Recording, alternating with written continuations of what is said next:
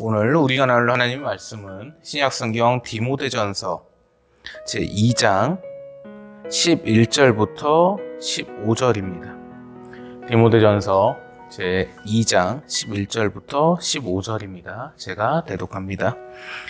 여자는 일체 순종함으로 조용히 배우라. 여자가 가르치는 것과 남자를 주관하는 것을 허락하지 아니하노니 오직 조용할지니라. 이는 아담이 먼저 지음을 받고 하와가 그 후며 아담이 속은 것이 아니고 여자가 속아 죄에 빠졌음이라. 그러나 여자들이 만일 정숙함으로써 믿음과 사랑과 거룩함에 거하면 그의 해사함남으로 구원을 얻으리라. 아멘. 네, 오늘 우리가 나눌 이 하나님의 말씀은 믿음의 아들 디모데에게 우리 바울 선생님이 쓰신 서신 중에 이제 일부입니다. 그래서 오늘 이 말씀은 본문이 여자는 일체 순종함으로 조용히 배우라는 말씀으로 시작을 하고 있죠. 오늘 이 설교를 정한 이유는 성경이 무너지는 시대를 이야기하고 싶어서 그렇게 정하도록 했습니다. 이 로마 시대 때도 그랬고 이 사도 바울 선생님이나 여러 12사도들이 살던 시절부터 결코 여자는 이 교회에서 큰 목소리를 내서도 아니하고 가르쳐서도 아니 되는 시대였습니다. 그러면 성경에서는 과연 여자가 가르치는 것을 허락하고 있느냐? 그 또한 아니라는 것입니다. 이 말씀을 드리는 이유는 시대가 성경을 따르는 것이 아니고 성경을 시대에 따르도록 변화를 하고 있다는 것입니다. 이게 바로 성경이 무너지는 시대라는 뜻이죠. 이 말씀은 뭐냐면 분명 성경에서는 여자가 가르치는 것을 허락하지 아니하셨습니다. 자, 첫 번째 아담이 창조가 됐습니다. 남자가 창조가 됐고 그 아담이 혼자 지내는 것을 하나님께서 안타깝게 여기셔서 하와를 창조해 주셨습니다. 보면 그 후라는 겁니다. 성경 원문 말씀을 보면 남자가 그의 머리가 되어 먼저 창조가 되고 그 후에 하와가 창조가 되었더라 이렇게 나와 있어요. 자, 오늘날 시대는 어떻습니까? 여자가 큰 목소리를 내고요. 여자가 남자를 짓밟고요. 온전히 성경 말씀을 지키지 아니하는 매우 안일한 사태에 빠지게 되었다는 것입니다. 성평등을 이야기하지만 여자라고 해가지고 무시를 한다던가 어떤 이슬람권이나 이런 데처럼 이런 시대가 지금은 아닙니다. 마땅히 사도 바울 선생님 말씀처럼 남자 또한 여자를 존중하고 사랑할 줄 알고 아낄 줄 아는 것이 응당한 성경 말씀의 이치대로입니다. 그러나 여자가 남자보다 우월하려고 하는, 남자를 가르치려고 하고 주관하려고 하는 것은 분명히 성경적으로 잘못되고 그릇됐다는 것입니다. 혹자는 이렇게 이야기할 수 있죠. 이정우 목사가 매우 보수적이고 고지식하다. 저는 성경 말씀대로 이야기를 하는 겁니다. 성경 말씀은 보수적이고 진보적인 것을 탈피해야 됩니다. 오직 복음적이어야 됩니다. 성경 말씀에서 하라는 대로 하며 하지 말라는 대로 행하지 않는 것이 바로 우리가 그리스도인들의 정체성이라는 것입니다. 그리고 마땅히 지켜야 될 본분이라는 것이죠. 교회에서 여러 사태들이 일어나는 경우를 종종 볼 수가 있습니다. 그런데 참 안타깝게도 그 비율이, 여성의 비율이 훨씬 높았다는 겁니다. 물론 제 경험을 따졌을 때도 그렇습니다. 성경 말씀에서 분명히 여자가 남자를 가르치거나 주관하는 것을 금하셨는데 여자 목사 안수를 한다. 물론 합동측 교단에서는 그렇게 하지는 않습니다. 그래서 시대의 흐름에 맞춰야 되는 것이 아니냐 이런 이야기들도 나오고 있는데 절대 성경을 시대에 맞춰서는 아니 됩니다. 하나님의 말씀은 시대를 초월하고 시간을 초월하여 이 세상이 없어지는 그날까지 영원히 변하지 않는다는 것입니다. 하나님의 말씀이 어떻게 변하고 하나님의 말씀이 어떻게 시대에 따라 맞춰지겠습니까? 루시 요단강가에서 시어머니 나오미를 따를까 말까 망설이고 있을 때 하나님을 따르면 어마어마한 강복이 있다는 사실을 비로소 느꼈을 때 그 하나님의 강복은 변하지 아니하였습니다. 오늘날 이 시대까지도 그 하나님의 강복과 말씀은 변하지 아니하셨다는 겁니다. 천지는 변해도 내 언약은 변치 아니하리라 하신 말씀처럼 하나님의 말씀은 변할 수가 없다는 것입니다. 이러한 생각을 한번 해봤습니다. 성경 말씀은 그대로 지켜야 된다는 것 때문에 너희는 술 취하지 말라, 독주에 빠지지 말라, 이 말씀을 지켜서 온전한 그리스도인이며 성도면 독주를 마신다거나 술에 취하여 방탕하지를 않죠. 근데 이 말씀은 안 지킵니까? 분명 여자가 가르치거나 주관하는 것을 허락지 아니하셨고 오직 하나님의 뜻에 따라 쓰인 이 성경 말씀은 왜 무시하냐는 것입니다. 너희는 땅끝까지 이르러 복음을 전하고 아버지와 아들과 성령의 이름으로 세례를 주며 이 말씀은 지키겠다고 하여 세계 선교를 나가면서 이러한 말씀을 지키지를 않아요. 예전에 매우 황당한 이야기를 들은 적이 있습니다. 목사가 되기 전 강도사 때였던 것 같습니다. 한 분이 이런 말씀을 하시더라고요. 제가 이제 고지식한 발언을 좀 내비쳤죠. 남자가 머리 대고 여자는 남자의 주관 아래 있어야 되고 따라야 한다. 이 얘기를 했더니 강도사님 세상이 변했습니다. 이런 얘기를 저한테 어떤 한 교인분이 하시더라고요. 그래서 제가 이제 이렇게 대답을 했습니다. 성경 말씀은 시대에 따라 적용되는 것이 아니고 이 시대와 만물을 주관하시는 하나님의 말씀이기 때문에 영원히 변치 않으시며 우리는 그것을 영원히 지켜야 됩니다.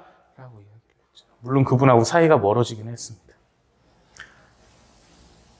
고지식한 게 아닙니다. 무식한 게 아닙니다. 독불장군인 것이 아닙니다. 분명 성경 말씀이라는 것입니다. 그런데 안타까운 상황을 또 보게 됩니다. 제 어떤 신학적인 주관 그리고 가치관, 제 삶의 가치관에서는 분명 남자는 자기 아내에게 쌀 걱정은 안 시켜야 된다고 좀 생각을 합니다.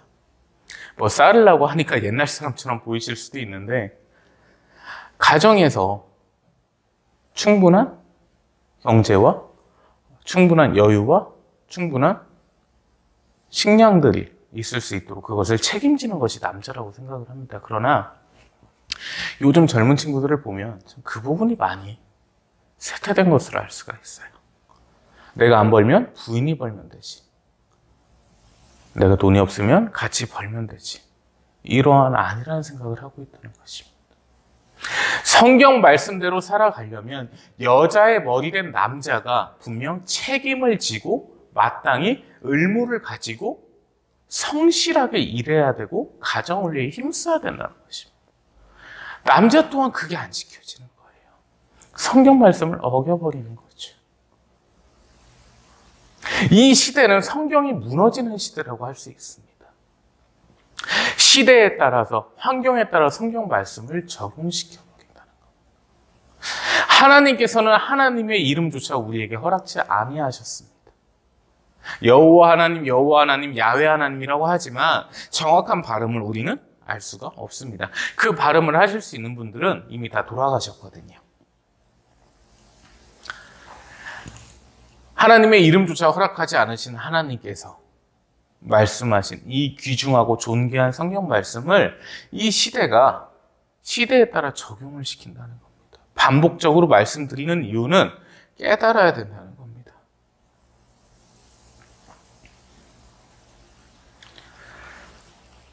오늘날 과연 우리 그리스도인들이, 우리 교인들이, 우리 성도들이 이 하나님의 말씀에 순종하면서 살았는지, 나만의 복음서를 만들진 않았는지 분명 반성해야 될 것입니다.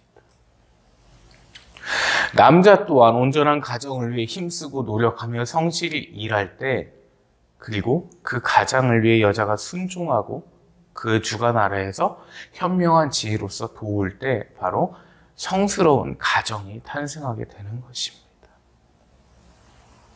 하나님께서 강복하시는 가정, 하나님의 말씀을 온전히 지키며 따르는 가정, 성경 말씀대로 살아가는 가정, 그러한 가정이야말로 하나님의 크신 은총 가운데 있을 수밖에 없다는 것이죠.